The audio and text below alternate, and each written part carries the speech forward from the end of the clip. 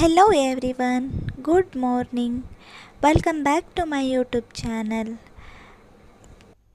This is my 11th study vlog. ಜೀವನ ಅನ್ನುವುದು ಸೋಲು ಗೆಲುವಿನ ಆಟ.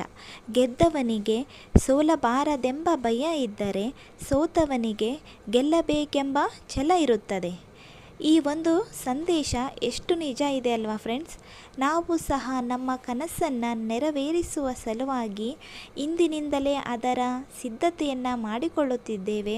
ಅದಕ್ಕಾಗಿ ನಮ್ಮ ನಿದ್ದೆಯನ್ನು ಸಹ ನಾವು ತ್ಯಾಗ ಮಾಡಲು ಸಿದ್ಧರಿದ್ದೇವೆ. ಯಾವುದೇ ಒಂದು ಹವ್ಯಾಸವನ್ನು ನಮ್ಮ ಜೀವನದಲ್ಲಿ ರೂಢಿ ಮಾಡ್ಕೋಬೇಕು ಅಂದರೆ ನಾವು 21 ದಿನ ಕಂಟಿನ್ಯೂ ಆಗಿ ಆ ಕಾರ್ಯವನ್ನು ಮಾಡಬೇಕು ಅಂತಾರೆ. ನಾನು ಕೂಡ ಬೆಳಗಿನ ಜಾವ 3 ಗಂಟೆಗೆ ಏಳೋದನ್ನು ಮತ್ತು ಸ್ಟಡಿಯನ್ನು ಮಾಡೋದಕ್ಕೆ ಸ್ಟಾರ್ಟ್ ಮಾಡಿ ಇವತ್ತಿಗೆ 12 ದಿನಗಳಾಯಿತು. ನನ್ನ ಈ ದಿನ ಬೆಳಗಿನ ಜಾವ 3 ಗಂಟೆಯಿಂದ ಪ್ರಾರಂಭ ಆಯಿತು. ನಾನು ಇವಾಗ ಎದ್ದು ಫ್ರೆಶ್ ಅಪ್ ಆಗಿ ಸ್ಟಡಿ ಮಾಡೋಕ್ಕೆ ಸ್ಟಾರ್ಟ್ ಮಾಡ್ತೀನಿ. ಸ್ಟಡಿ ಸ್ಟಾರ್ಟ್ ಮಾಡೋಕ್ಕಿಂತ ಮುಂಚೆ ಪುಸ್ತಕಗಳನ್ನೆಲ್ಲ ನೀಟಾಗಿ ಜೋಡಿಸ್ಕೊಂಡು ಇಟ್ಕೊಂಡ್ಬಿಡ್ತೀನಿ.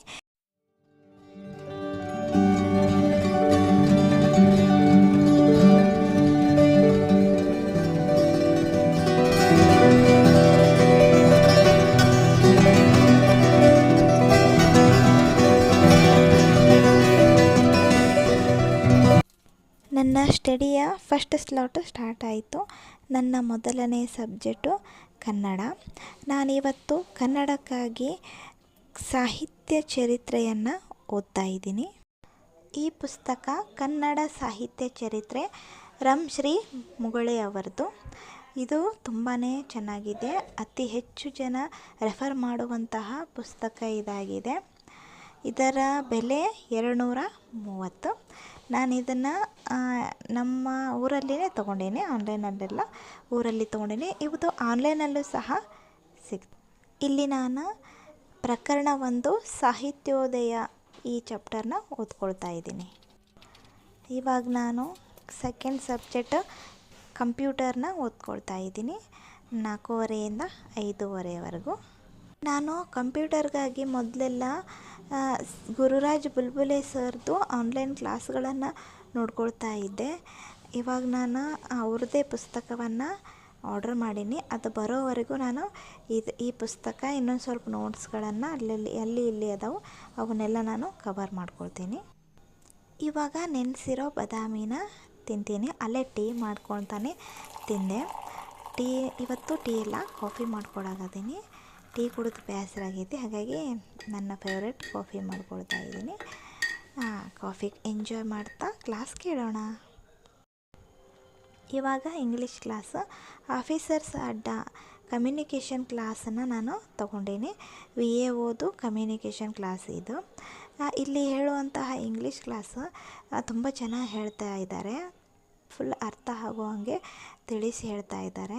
ಯಾಕಪ್ಪ ಅಂದರೆ ನಾವು ಇಂಗ್ಲೀಷ್ನಲ್ಲಿ 0 ಸ್ವಲ್ಪ ಬರುತ್ತೆ. ಯಾಕಪ್ಪ ಅಂತಂದರೆ ನಾನು 1ನೇ ತರಗತಿಯಿಂದ 10ನೇ ತರಗತಿಯವರೆಗೂ ಕನ್ನಡ ಮೀಡಿಯಮ್ಮು. ಕಾಲೇಜಲ್ಲಿ PUCಯಲ್ಲಿ ಇಂಗ್ಲೀಷ್ ಸಬ್ಜೆಕ್ಟ್ ತೊಗೊಂಡಿಲ್ಲ, ಹಿಂದಿ ಮಾಡೀನಿ. ಆಮೇಲೆ ಡಿಗ್ರಿಯಲ್ಲೂ ಸಹ ಒಂದು ಸಬ್ಜೆಕ್ಟ್ ಇಂಗ್ಲೀಷ್ ಇತ್ತು. ಹಾಗಾಗಿ ನಮಗೆ ಇಂಗ್ಲೀಷು ಅಷ್ಟೇ. ಹಾಗಾಗಿ ನಾನು ಸ್ವಲ್ಪ ಜಾಸ್ತಿ ಮಹತ್ವ ಕೊಟ್ಟು ಇಂಗ್ಲೀಷ್ ಕ್ಲಾಸ್ನ ತಗೋತೀನಿ. ಇದಾದಮೇಲೆ ನಂದು ಫಸ್ಟ್ ಸ್ಲಾಟ್ ಕಂಪ್ಲೀಟ್ ಆಯಿತು. ನಾನಿವಾಗ ಎದ್ದು ಎಲ್ಲ ಕೆಲಸ ಮುಗಿಸ್ಕೊಂಡು ಸ್ನಾನ ಮಾಡಿ ಬಂದು ನಾಷ್ಟ ಮಾಡ್ತಾಯಿದ್ದೀನಿ. ನಾಷ್ಟಕ್ಕೆ ಇಡ್ಲಿ ಸಾಂಬಾರು ಚಟ್ನಿ ಇದೆ. ಇವಾಗ ನಂದು ಸೆಕೆಂಡ್ ಸ್ಲಾಟ್ ಸ್ಟಾರ್ಟ್ ಆಯಿತು. ಸೆಕೆಂಡ್ ಸ್ಲಾಟಲ್ಲಿ ಫಸ್ಟ್ ಸಬ್ಜೆಕ್ಟ್ ನಾನು ಪೊಲಿಟಿಕಲ್ ತೊಗೊಂಡಿನಿ. ಯಾಕಪ್ಪ ಅಂದರೆ ನನಗೆ ನಿನ್ನೆ ಪೊಲಿಟಿಕಲ್ ಓದೋಕ್ಕಾಗಲಿಲ್ಲ. ಹಾಗಾಗಿ ಇವತ್ತು 2 ತಾಸು ನಾನು ಪೊಲಿಟಿಕಲ್ ಓದಬೇಕು ಅಂತಂದು ತೊಗೊಂಡು ಕುಂತೀನಿ. ಇಲ್ಲಿ ನಾನು 6ನೇ ತರಗತಿಯಿಂದ 10ನೇ ತರಗತಿವರೆಗೆ ಇರುವಂತಹ ಸರ್ಕಾರಿ ಪುಸ್ತಕವನ್ನು ನಾನು ತೆಗೆದು ಜಿಯೋಗ್ರಫಿ ಎಲ್ಲ ಪಾರ್ಟನ್ನು ಒಂದು ಕಡೆ ಮಾಡಿಕೊಂಡು ಈ ಫೈಲಲ್ಲಿ ಹಾಕ್ಕೊಂಡಿಟ್ಕೊಂಡೀನಿ. ಈ ರೀತಿಯಾಗಿ ಓದೋದ್ರಿಂದ ತುಂಬಾ ಉಪಯುಕ್ತ ಆಗುತ್ತೆ. ಇದು ಪೊಲಿಟಿಕಲ್ಲು. ಇದು ಸಹ 6ನೇ ತರಗತಿಯಿಂದ 10ನೇ ತರಗತಿಯಲ್ಲಿ ಬರುವಂತಹ ಎಲ್ಲ ಪೊಲಿಟಿಕಲ್ನ ಒಂದೆಡೆ ಸೇರಿಸಿಟ್ಕೊಂಡೀನಿ. ಹಿಸ್ಟ್ರಿ ಇದು ಸಹ ಇಲ್ಲಿ 8th ರಿಂದ 10th ನಾನು ಜೋಡಿಸಿಟ್ಕೊಂಡೀನಿ. 6th to 7th ಬೇರೆ ಕಡೆ ಐತಿ. ಇಲ್ಲಿ 8th ರಿಂದ 10th ಮಾತ್ರ ನಾನು ಈ ಫೈಲಲ್ಲಿ ಹಾಕ್ಕೊಂಡಿಟ್ಕೊಂಡೀನಿ. ಮತ್ತು ಇದು ಎಕನಾಮಿಕ್ಸ್. ಇದು ಸಹ 8ನೇ ತರಗತಿಯಿಂದ 10ನೇ ತರಗತಿಯಲ್ಲಿರುವಂತಹ ಎಲ್ಲ ಪಾರ್ಟ್ಸನ್ನು ತೆಗೆದುಕೊಂಡು ಒಂದು ಕಡೆ ಫೈಲಲ್ಲಿ ಹಾಕ್ಕೊಂಡು ಇಟ್ಕೊಂಡೀನಿ. ಇದು ಸಮಾಜಶಾಸ್ತ್ರದ ಬರುವಂತಹ ಟಾಪಿಕ್ಸ್ಗಳನ್ನೆಲ್ಲ ತೆಗೆದುಕೊಂಡು ನಾನು ಒಂದು ಫೈಲಲ್ಲಿ ಮಾಡ್ಕೊಂಡು ಇಟ್ಕೊಂಡೀನಿ. ನಂದು ಸೆಕೆಂಡ್ ಸ್ಲಾಟಲ್ಲಿ ಸೆಕೆಂಡ್ ಸಬ್ಜೆಕ್ಟ್ ಜಿಯೋಗ್ರಫಿ. ಇದನ್ನು ಇವಾಗ ನಾವು ಓದ್ಕೊಳಕತ್ತೀನಿ. ಇಲ್ಲಿ ನಾನು ಎಲ್ಲ 6th-ರಿಂದ 10th ಎಲ್ಲ ಟಾಪಿಕ್ಸ್ಗಳನ್ನು ಒಂದು ಕಡೆ ತೊಗೊಂಡು ನಾನು ಫೈಲಲ್ಲಿ ಮಾಡಿ ಇಟ್ಕೊಂಡೀನಿ ಅಂತ ಹೇಳಿದ್ನಲ್ಲ, ಇದು ಭಾರಿ ಉಪಯುಕ್ತ ಆಗ್ತಾಯಿದೆ ಫ್ರೆಂಡ್ಸ್. ಯಾಕಪ್ಪ ಅಂತಂದರೆ ಅಲ್ಲಿ ಇರುವಂತಹ ಮ್ಯಾಪ್ಗಳನ್ನು ನೋಡ್ಕೊಂಡು ನಾವು ಓದೋದ್ರಿಂದ ತುಂಬಾ ಅರ್ಥಪೂರ್ಣವಾಗಿ ನಮಗೆ ತಲೆಯಲ್ಲಿ ಹೋಗುತ್ತೆ. ಇವಾಗ ನನ್ನ 3rd ಸ್ಲಾಟ್ ಸ್ಟಾರ್ಟ್ ಆಯಿತು. 3rd ಸ್ಲಾಟ್ದು first subject science. ಅದನ್ನು ಇವಾಗ ನಾವು ಓದ್ಕೊಳ್ತಾ ಇದ್ದೀನಿ. ಸೈನ್ಸ್ ಆದಮೇಲೆ EVS ಓದ್ಕೊಳ್ತಾ ಇದ್ದೀನಿ.